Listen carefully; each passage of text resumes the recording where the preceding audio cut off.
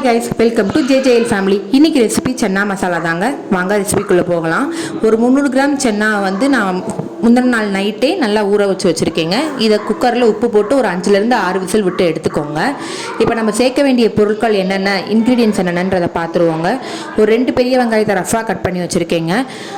ஒரு பெரிய வெங்காயத்தை வந்து நல்லா ஃபைன் சாப் பண்ணி வச்சுருக்கேன். ஒரு 4 தக்காளி கட் பண்ணியிருக்கேன். கொஞ்சம் இஞ்சி பூண்டு. இது வெங்காயத்தையும் இஞ்சி பூண்டையும் சேர்த்து மிக்ஸி ஜாரில் அரைச்சி எடுத்துக்கலாம். தக்காளியும் அரைச்சி வச்சுக்கோங்க.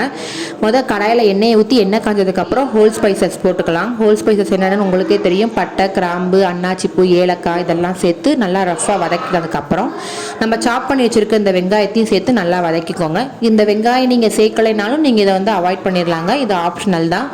இந்த வெங்காயம் நல்லா வதங்கினதுக்கப்புறம் நம்ம இஞ்சி பூண்டு பெரிய வெங்காயம் வந்து மிக்ஸி ஜாரில் அரைச்சி வச்சுருந்தோம்ல, அந்த பேஸ்ட்டையும் இதோட சேர்த்துக்கோங்க. இதில் இஞ்சி பூண்டு பேஸ்ட்டோட பச்சை வாசனை ஃபுல்லாக நல்லா போகணும். அது வரைக்கும் கொஞ்சம் நல்லா வதக்குங்க. அப்போனா தான் உங்களுக்கு வந்து அந்த ஸ்மெல் நல்லா இருக்கும்.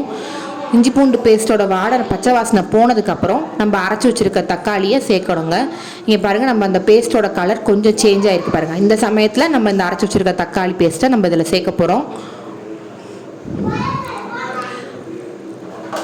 இந்த அரைச்சி வச்சு தக்காளி பேஸ்ட்டையும் சேர்த்து இந்த தக்காளியோட பச்சை வாசனையும் கொஞ்சம் போகிற வரைக்கும் வதக்கணும். அதனால் ஒரு 5 நிமிஷம் நம்ம மூடி வச்சுருவோங்க. இங்கே பாருங்கள், நல்லா வதங்கினதுக்கப்புறம் இதில் சேர்க்க வேண்டிய ஸ்பைசஸ் எல்லாம் சேர்க்கலாங்க. நான் வீட்டில் யூஸ் பண்ணுற மசாலாஸை வச்சு எப்படி நம்ம ஹோட்டல் ஸ்டைலில் கொஞ்சம் மேட்ச் பண்ணலான்றதாங்க உங்களுக்கு நான் சொல்கிறேன். எந்த விதமான எக்ஸ்ட்ரா மசாலாஸும் இல்லாமல். அதனால் 1 ஸ்பூன் மிளகாய்த்தூள், 1 ஸ்பூன் கரம் மசாலா, ஒரே 1 ஸ்பூன் அளவுக்கு ஜீரகத்தூள் தாங்க இம்பார்ட்டன்ட். அந்த ஜீரகத்தூள் சேர்க்கும் போதே உங்களுக்கு வந்து அந்த ஹோட்டல் ஸ்டைல் சென்னா மசாலாவோட ஃப்ளேவர் வரதை நீங்களே பார்க்கலாம்.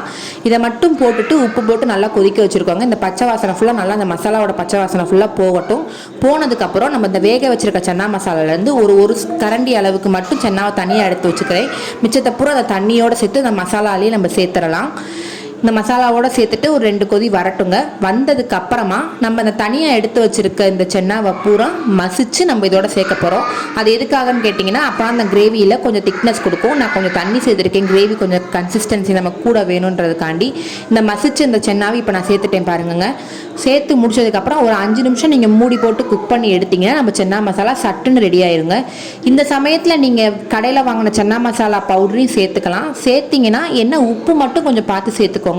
கடையில் வாங்குற சென்னா மசாலாவில் ஏற்கனவே சால்ட் இருக்கிறதுனால சால்ட்டு கூடிரும். அதை மட்டும் கொஞ்சம் பார்த்து சேர்த்துக்கோங்க. இது வந்து பூரி சப்பாத்தி கூட ஒரு செம்ம சைடிஷ்ங்க. நாங்கள் எங்கள் வீட்டில் இன்னைக்கு சப்பாத்தியோடு தான் சாப்பிட்டோம். நீங்கள் உங்கள் வீட்டில் சென்னா மசாலாவை எதோட சாப்பிடுவீங்கன்றதை கமெண்ட் செக்ஷனில் மறக்காமல் கமெண்ட் பண்ணுங்கள். இதில் எதுவும் மாற்றம் செய்யலாமா, செஞ்சால் இந்த டேஸ்ட் நல்லா இருக்கும் நீங்கள் சஜஸ்ட் பண்ணிங்கனாலும் அதையும் நான் ட்ரை பண்ணி பார்த்துட்டு உங்களுக்கு நான் கமெண்ட் பண்ணுறேங்க. பாய். இதே மாதிரி வீடியோஸை பார்க்க மறக்காமல் நம்ம சேனலை சப்ஸ்கிரைப் பண்ணிக்கோங்க. எல்லா விதமான நோட்டிஃபிகேஷனும் வரத்துக்கு பெல் சிம்பலை கிளிக் பண்ணிக்கோங்க.